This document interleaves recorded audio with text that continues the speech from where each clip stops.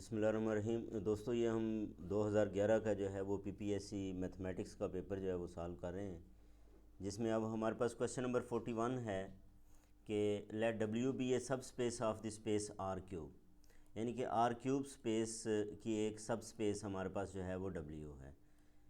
ठीक है, और उसकी डायमेंशन जो दैट सब स्पेस हैज़ डायमेंशन ज़ीरो, उसकी डायमेंशन किसके इक्वल है? ज़ीरो के इक्वल है। तो डब्ल्यू इज़ ए। इसमें हमारे पास चार ऑप्शंस हैं कि डब्ल्यू क्या है, लाइन थ्रू द ओरिजिन है, या प्लेन थ्रू द ओरिजिन है, या इंटायर स्पेस आर क्यूब है, या एक पॉइंट है। तो ये हमारे पास चार ऑप्शंस हैं। इन चार ऑप्शंस में से स्टूडेंट्स ये जो डी ऑप्शन है दैट इज़ करेक्ट वन, यानी कि कौन सी ऑप्शन डी जो है ये करेक्ट है। इसका मतलब ये है कि अगर हमारे पास डब्ल्यू एक सब स्पेस हो आर क्यूब की और उसकी डायमेंशन ज़ीरो हो, तो फिर जो डब्ल्यू होता है वो क्या होता है? बेसिकली एक पॉइंट ही होता है। अब इस चीज़ को हम अगले पेज पे देखते हैं। अब ये देखें स्टूडेंट्स, ये डायमेंशन के हवाले से डेफिनीशन है और कुछ डायमेंशंस दी गई हैं। डेफिनीशन क्या है डायमेंशन की? The dimension of a vector space V, जिसको आप DIMV से रिप्रेजेंट करते हैं, is the number of vectors. ये क्या होता है? तादाद होती है किसकी? वेक्टर्स की। किसके अंदर? इन ए बेसिस फॉर वी। ठीक है, इन ए बेसिस फॉर वी। और बेसिस क्या होता है? बेसिस जो है उन वेक्टर्स पे मुश्तमिल होता है जो एक तो वो लीनियरली इंडिपेंडेंट होते हैं और दूसरे वो स्पेस को जनरेट करते हैं। तो we define the dimension of the vector space, we define the dimension of the vector space containing only the zero vector 0 to be 0, यानी कि ज़ीरो वेक्टर की जो डायमेंशन होती है वो क्या होती है? वो ज़ीरो होती है। ठीक है जी। तो ये अब यहाँ पे हमारे पास यही क्वेश्चन था कि अगर डायमेंशन जो है वो हमारे पास क्या हो, ये क्या हो? इसकी ज़ीरो हो। ज़ीरो वेक्टर की डायमेंशन ज़ीरो होती है और वो क्या होता है? एक पॉइंट को रिप्रेजेंट करता है। वो क्या होता है? क्यों कि पॉइंट की डेफिनेशन क्या होती है? डायमेंशनलेस जो हमारे पास कोई क्वांटिटी हो उसको क्या बोलते हैं? पॉइंट बोलते हैं, जिसकी कोई डायमेंशन नहीं होती। ठीक है जी। तो ये हमारे पास इसी तरह आगे यूज़ के लिए या जस्ट आपकी इन्फॉर्मेशन के लिए कि आर स्केयर की डायमेंशन 2 होती है, आर क्यूब की डायमेंशन 3 होती है। ये मैट्रिक्स ऑर्डर बाय 2 बाय 2 की इसकी जो डायमेंशन होती है दैट इज़ इक्वल टू 4। अब नेक्स्ट टाइम हमारे पास स्टूडेंट्स ये 42 क्वेश्चन है कि लेट पी एन टी का पी से है पॉलिनॉमियल, किसके अंदर? टी के अंदर, और उस पॉलिनॉमियल की डिग्री क्या है? एन है। तो ये बेसिकली क्या है? पी एन टी एक पॉलिनॉमियल को रिप्रेजेंट करता है जो किसके अंदर है? टी के अंदर, और इसकी डिग्री एन है। बी ए वेक्टर स्पेस, ये क्या है? एक वेक्टर स्पेस है। वेक्टर स्पेस होने का मतलब ये है कि वो जो वेक्टर स्पेस की प्रॉपर्टीज़ हैं, पहले तो ये है कि हमारे पास ये जो वेक्टर स्पेस के हवाले से जो है वो हम जो दो फंक्शंस डिफ़ाइन करते हैं वो, और उसके बाद उसकी 5 प्रॉपर्टीज़ हैं वो ओबे होती हैं। Of all polynomials of degree n less than equal to n then. अब इस पॉलिनॉमियल के मतलब भी डायमेंशन का ही क्वेश्चन है। अब ये देखो डायमेंशन के काफ़ी जो है वो क्वेश्चंस आए हैं, तो ये बहुत इंपॉर्टेंट है। तो dimension of P N T क्या n-1 के इक्वल होता है? Dimension of P N T इस पॉलिनॉमियल की डायमेंशन क्या n होती है, या dimension of P N T वो n+1 के इक्वल होती है, या इसकी डायमेंशन 2 होती है? ये हमारे पास चार ऑप्शंस हैं। इसमें से स्टूडेंट्स करेक्ट ऑप्शन जो है वो ऑप्शन सी है। ठीक है, कौन सी? कि इसकी डायमेंशन क्या होती है? n+1 होती है। अच्छा, अब यहाँ पे ये देखो वही जो हम पेज पढ़ रहे थे उससे अगले जो है वो पे ये था कि ये जो डायमेंशन ऑफ आर एन है उसको क्या लिखेंगे? एन लिखेंगे। और डायमेंशन ऑफ एम एन ये किसके इक्वल होता है? इन दोनों के प्रोडक्ट के इक्वल होता है। ये भी एक MCQ जो है वो हम करके आ चुके हैं। फिर डायमेंशन ऑफ पी एन जो है वो n+1 के इक्वल होता है, यानी कि जो n यहाँ पे होगा उसमें 1 को ऐड करेंगे। पॉलिनॉमियल की जितनी इधर डिग्री होगी उसमें क्या करना है? हमने 1 को ऐड कर देना है, तो ये इसकी डायमेंशन हमारे पास क्या आ जाएगी, n+1, और यही हमारी उधर ऑप्शन थी। 43 है स्टूडेंट्स के ए 1-to-1 लीनियर ट्रांसफॉर्मेशन प्रिजर्व्स का मतलब यह है कि चेंज नहीं होती। जो चीज़ एक डोमेन के अंदर है वही क्या आती है, रेंज के अंदर आती है। उस रेंज में जाने से, ट्रांसफॉर्मेशन से वो चीज़ जो है वो चेंज ना हो, तो इसको कहते हैं प्रिजर्व किया है उसने। अब वो कहता है कि जो लीनियर ट्रांसफॉर्मेशन है, जो लीनियर ट्रांसफॉर्मेशन है और वो 1-1 भी हो, क्या हो, लीनियर ट्रांसफॉर्मेशन, और वो क्या हो, linear transformation which is 1-1 preserves, क्या प्रिजर्व करती है, क्या वो basis but not dimension, basis and dimension, dimension but not basis, none of this. तो ये हमने बताना है स्टूडेंट्स कि 1-1 लीनियर ट्रांसफॉर्मेशन किस चीज़ को प्रिजर्व करती है। क्या वो बेसिस को प्रिजर्व करती है लेकिन डायमेंशन को प्रिजर्व नहीं करती? क्या वो बेसिस और डायमेंशन दोनों को प्रिजर्व करती है? क्या वो डायमेंशन को प्रिजर्व करती है लेकिन बेसिस को नहीं करती? None of this. प्रिजर्व का मतलब मैंने स्टूडेंट्स आपको बता दिया। तो इसमें जो ऑप्शन करेक्ट है वो बी ऑप्शन है। ये वाली जो ऑप्शन बी है दैट इज़ करेक्ट वन। अब ये अगर आप बीएससी की अपनी बुक देखें, ये मैंने बीएससी की बुक से जो है वो पिक्चर ली है। तो बीएससी की बुक के ऊपर आपका जो है ये एक क्रॉली मौजूद है 6.53। कौन सी क्रॉली है? 6.53। और इसमें ये रिज़ल्ट दिया गया है।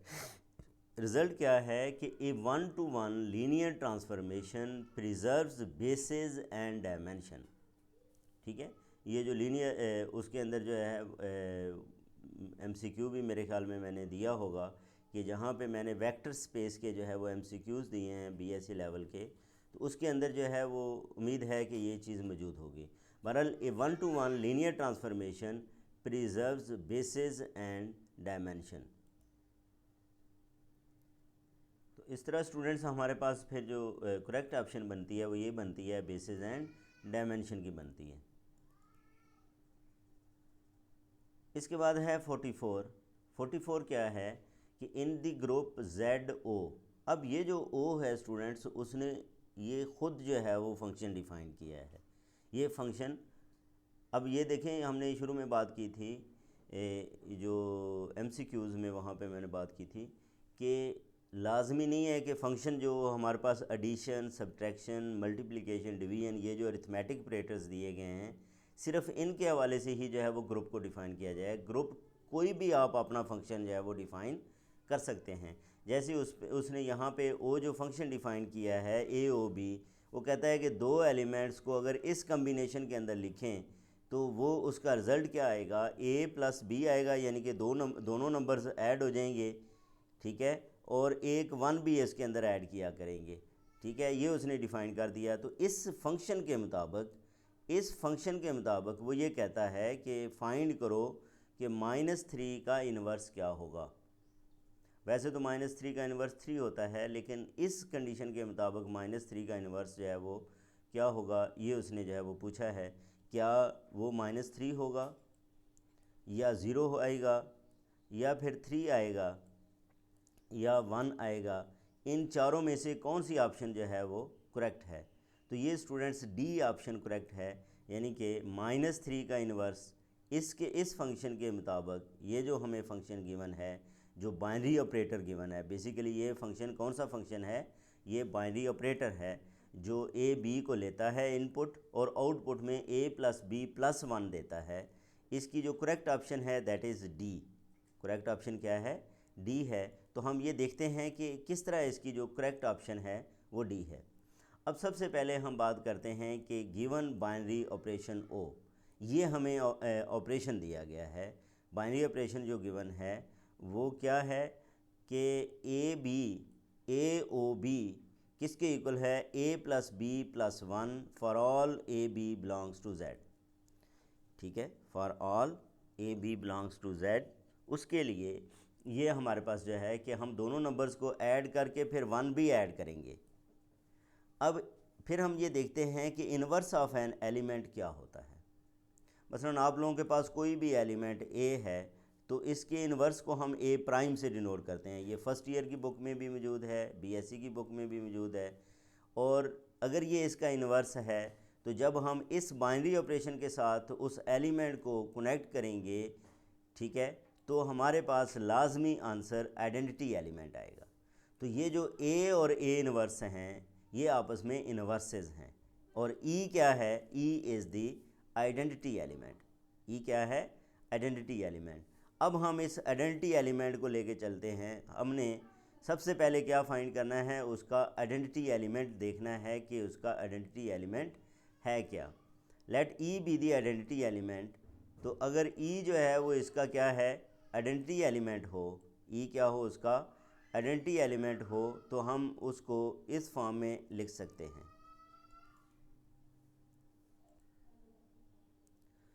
अब स्टूडेंट्स हमने इस आइडेंटिटी एलिमेंट को सबसे पहले जो है वो फाइंड करना है। और ये हमारे पास जो है वो डेफिनेशन है कि आइडेंटिटी एलिमेंट वो होता है कि जो किसी भी एलिमेंट के साथ ऑपरेट हो तो उसके ऊपर कोई फ़र्क ना पड़े, वही एलिमेंट आ जाए तो वो बेसिकली एलिमेंट आइडेंटिटी एलिमेंट होता है।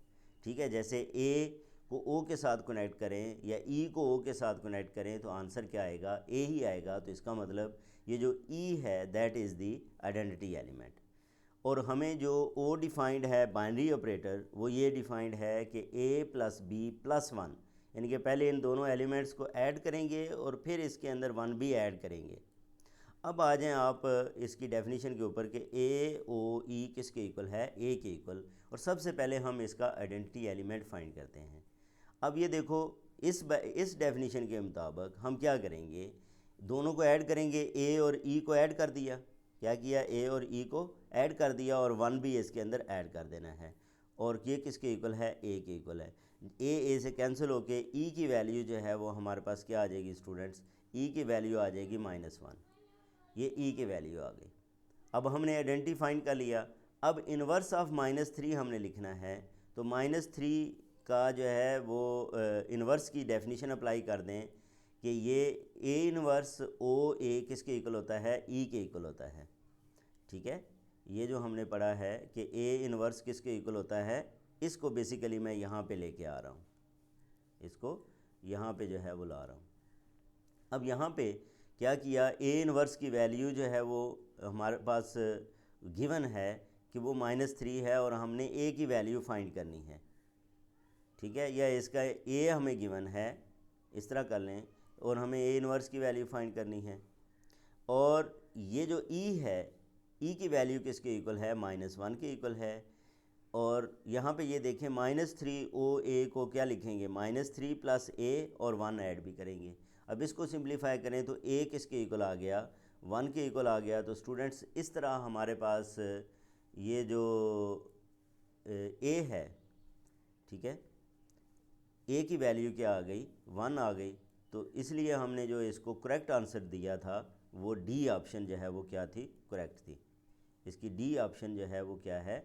वो करेक्ट है। अब नेक्स्ट 45 है हमारे पास। 45 क्या है स्टूडेंट्स? कि the set z of all integers is not a vector space over the field R of real numbers but under the ordinary different addition multiplication of real numbers because.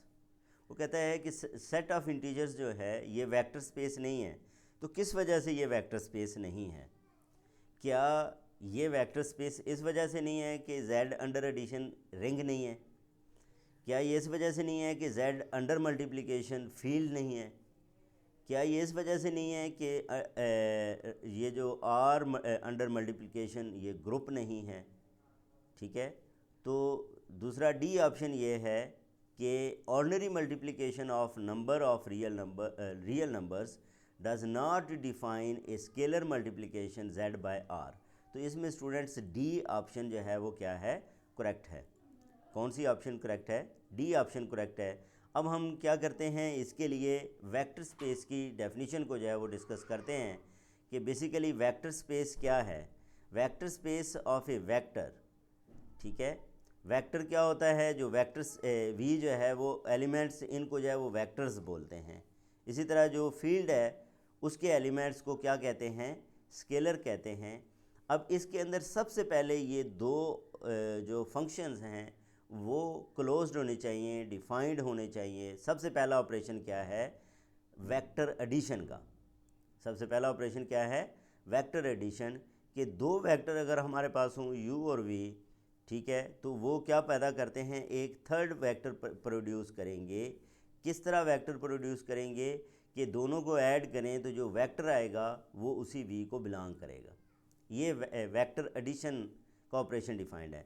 An operation called scalar multiplication, और हमारा जो MCQ है वो इसके मुताबिक है कि scalar multiplication that takes a scalar. अब स्केलर नंबर कहाँ से लेता है, वो f से, और वेक्टर कहाँ से लेगा, v से, और जो नया वेक्टर प्रोड्यूस होगा वो किसके अंदर होगा, ठीक है, CV that belongs to v। वो किसको बिलोंग करेगा, v को जो है वो बिलोंग करेगा। तो अब हमने ये देखना है कि वहाँ पे हमारे पास v क्या है। सबसे पहले वेक्टर स्पेस हम किसकी जनरेट कर रहे हैं, वेक्टर स्पेस हम z की जनरेट कर रहे हैं। इसका मतलब जो एलिमेंट हम उठाएंगे इसके जो है वो फील्ड से, और फील्ड हमारा जो है वो क्या है, और है, तो r से जो हम एलिमेंट उठाएंगे और उसको जो है वो हम उसकी स्केलर मल्टीप्लिकेशन को जब डिफ़ाइन करेंगे तो वो जो नंबर है वो किसके अंदर आना चाहिए, वो सेट ऑफ इंटीजर्स के अंदर आना चाहिए। लेकिन ये देखें, फ़र्ज़ करें मैं यहाँ से फील्ड से यानी कि जो नंबर लेता हूँ स्केलर नंबर वो 1/2 लेता हूँ। जब मैं 1/2 को z से किसी इंटीजर से मल्टीप्लाई करूँगा तो वो इंटीजर नहीं रहेगी, इसलिए ये जो D ऑप्शन है ये हमारे पास जो है वो करेक्ट ऑप्शन आएगी। तो ये थे स्टूडेंट्स हमारे पास 45 तक MCQs। इसके बाद जो MCQs हैं वो हम नेक्स्ट लेक्चर के अंदर जो है वो डिस्कस करेंगे। अपना ख्याल रखें। अल्लाह हाफिज़।